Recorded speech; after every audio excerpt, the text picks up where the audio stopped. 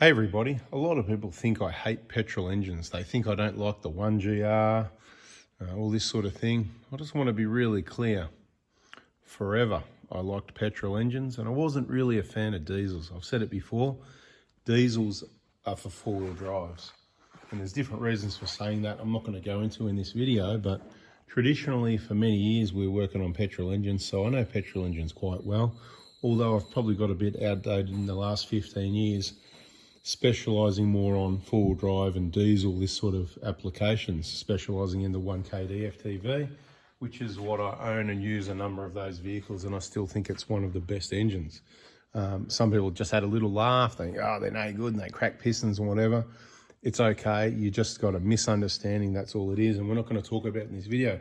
What we're going to talk about is all these mighty V6 engines, because there's a few V6 and V8 engines I've had and still got. Now, this one here, no, I haven't had this one forever. This is basically, look, I'm not going to say I inherited it, but I sort of inherited it, okay? I wanted to, they weren't using it. It was sitting there costing them a rego and insurance, and of course repair costs. I think it had a new alternator and a new drive belt not that long beforehand. It hadn't been serviced for years, wasn't getting driven, and just costing them money. So I, of course, made a silly offer just to try and get it out of there, and they wouldn't accept it anyway, so we left it at that. And then they came back to me a few months later when they were short of money for the next holiday and said, hey, do you still want to buy the Commodore? And of course the price went up and I paid the money because that's how I roll. So this is a bit of a collectible now. We've had it, I've probably had it here for, I don't know, feels like a couple of years, but we've got a playlist on this one. I think it's called the Commodore or the V6 Commodore or something like that. And we've done a few repairs on the vehicle. I've got some parts still sitting there. If anybody wants to come and do it, and I'll video you doing it, because I don't mind it. So this is just a bit of a play car, a bit of learning, good for the kids, that sort of thing. What do we got there? We got the inlet manifold, the valley gasket, whatever. You know how I don't know if you know about the problem, but what happens down in here, between the gasket, the oil, a little bit of engine oil gets in the engine coolant. So it looks like you've got a head gasket problem. You haven't. These are actually a pretty good engine. If you change your oil regularly, look, a lot of people say you only get about 500,000 Ks out of them. Let us know in the comments what you think. I'm not an expert on this engine by, in any way whatsoever, but back in the day when they're out and about, I used to service them. I used to change spark plugs on them. I used to change ignition leads on them. I did do these leads on this one probably 15 years ago. At one point in time, I was servicing it, looking after it, and ignition leads breaking down was a big issue on all those Commodore, that series of engines with all the V6. And it caused like a bad hammer. People think they had transmission problems. They're on the freeway 100 Ks and it's like, oh, go. And they're like, oh, no, my transmission. But no, it was just like a misfire. It was really bad, the ignition lead. So long story short, I'm going to do another video soon just talking about the evolution. I've been in this automotive industry since I was working on, I suppose, things about as old as XP Falcons, drum brakes and carbies and distributors and points and all this sort of thing, all the way through into fuel injection, into diesels. As a normal everyday mechanic, you work on petrols and diesels. You're not a diesel fitter or a diesel specialist where you just really know about diesels and heavy diesels or generators and stuff like that. Working on motor vehicles with all engines, and now come through into fuel injection and getting rid of the leads. Well, first there was the coil per, like this one's a coil per cylinder with ignition leads, and then the leads went and the coil pack directly onto the engine and that sort of thing. So just amazing sort of where the journey I've been on and into diesel and common rail diesel and where things have gone today. And look, my grandfather was a mechanic, and I remember him saying, when he had this Camry, it was 1990, was it even 90s? Might have been 88. The sort of, was it the first shape? Not the wide body Camry, the one before that. I don't know, did it have a 2.4 litre engine too? I don't even know what the engine was. Someone will know, put it in the comments. Anyway, I remember him saying to me, he just takes it to a Toyota to get it serviced. Oh, mate, technology, it's not. But what he didn't know, and I didn't bother trying it, that's when I was an apprentice, right? Or maybe even I wasn't even an apprentice. I might have been a teenager working on cars. But what I thought then and how I felt about it was, it's actually easier. You don't have points. You've got electronic ignition, so there's no points to worry about. Just change the spark plugs, my friend. You know what I mean? It's all really easy. And petrol engines have gone that way. They really have. It's just got easier. There's less servicing to do. All the fuel's fuel injected. They don't need injectors being changed, of course, unless you put them on gas and don't use the injectors. That's another story. Don't put vehicles on gas and you'll be okay. If you've got a dedicated gas vehicle, that's not a bad option. But again, you need to know people for the maintenance and the repairs, because that will come up because of the wax issue, the wax in the gas, clagging things up. That's another story again. I've been around, right? We've done gas conversions, aircon, we've done been there, done that, right? It's just what we specialise in now, because unfortunately I can't do everything. So that's why we've got the Facebook groups as well. You can put your questions up there. I'll help out when I can. I'm here to help. But this V6, back to this for a little bit. It's done a bit over 300,000 Ks. It's a petrol engine V6. This is what we call the pub car, okay? So I think it's a 2000, just check. Get my info right, it's a February 01, there you go. So 23 years old, nearly coming into the club reg zone. And that's what it'll be once that happens, I think, unless somebody gives me a good reason to just keep full reg on it. It would be quite roadworthy, other than the tyres are about 10 years old. They're getting down a little bit.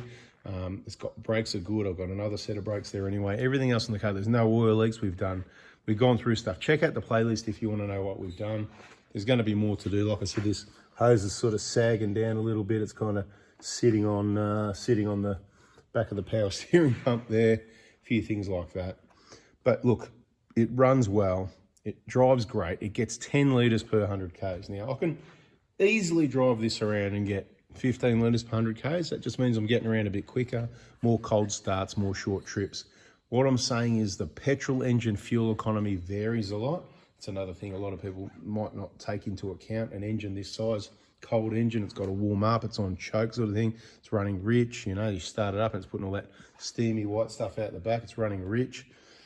So, but for what I use it for, the pub car, when you need to go to the pub for dinner, because you can, it's the pub car, and this vehicle gets 10 litres per 100 Ks, because it just cruises along like a highway outback country run, 80 to 100 Ks, and it easily gets 10, even with a bit of warming up and mucking around, stop start, a little bit of dirt road and stuff like that as well.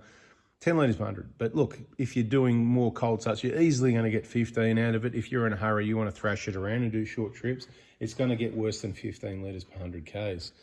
Now we've got the V6 Prado over there that I would dare say could be very similar. It's going to use a bit more. Why?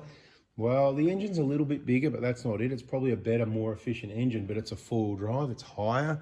It's horsepower versus, wind resistance. You're punching that Prado into that wind, it's going to use a bit more fuel. There's no two ways about it. So you've got a V6 about the same size, but it's going to use probably 20% more fuel at up to about 100 Ks. Of course, the faster you go, the worse it's going to be because of that wind resistance, and you're using the power. Once you put the foot down to maintain the speed, because you're versing the wind resistance, the only way you can do it is to use more fuel. So it's quite simple. With wind resistance, the faster you go, the more fuel you use. But some vehicles that are really aerodynamic and they've got a high amount of power or torque, for example, I had a few FG XR6 turbos, V8s and all that sort of thing. The FG XR6 turbo was actually more efficient than the non-turbo engine, and at highway speed you could easily get around 7 litres. Yeah, did you fall off your chair? 7 litres per 100 Ks, around 8 litres per 100 Ks at 110.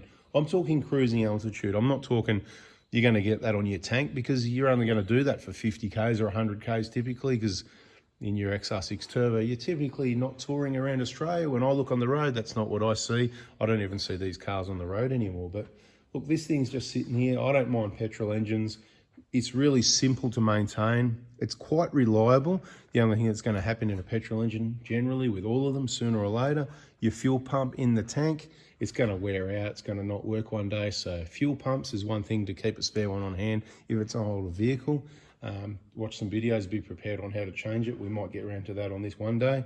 What else is going to let you down on this? Your alternator could fail, typical, once again on any vehicle. Your water pump could leak. It all depends. This one's not leaking at the moment. Oil leaks, valve covers we've done. We've replaced the engine mounts because they were sagged and dropped. Don't know if they're going to be any good, but cheapies, you know what I mean? Because there's no Holden dealer, there's no genuine parts, which is how I used to roll. I used to go down to the Holden dealer and use genuine plugs. The leads I think I used to get from Rep. I can't remember where I got these ones from, but too long ago. Bada bing, point is it's very simple and reliable. The diesels are good. They're going to save you a lot in fuel. They're good for off-road, outback travel, instead of carrying extra petrol in your car or on the roof and all that. Very dangerous, in my opinion. You know, if you're going to have to use a vehicle like that, that's one of the reasons why a diesel could be better for you. I can just talk about these things all day, but I hope from this little chit-chat you've learned something, and I'll continue a few more chit-chats, because bada bing, bada boom, that's how you gain knowledge from me, by listening. Hope you liked it. Hit the like button, subscribe, turn the bell on, and we'll keep putting engines in front of the camera and talking about them. Catch you on the next video.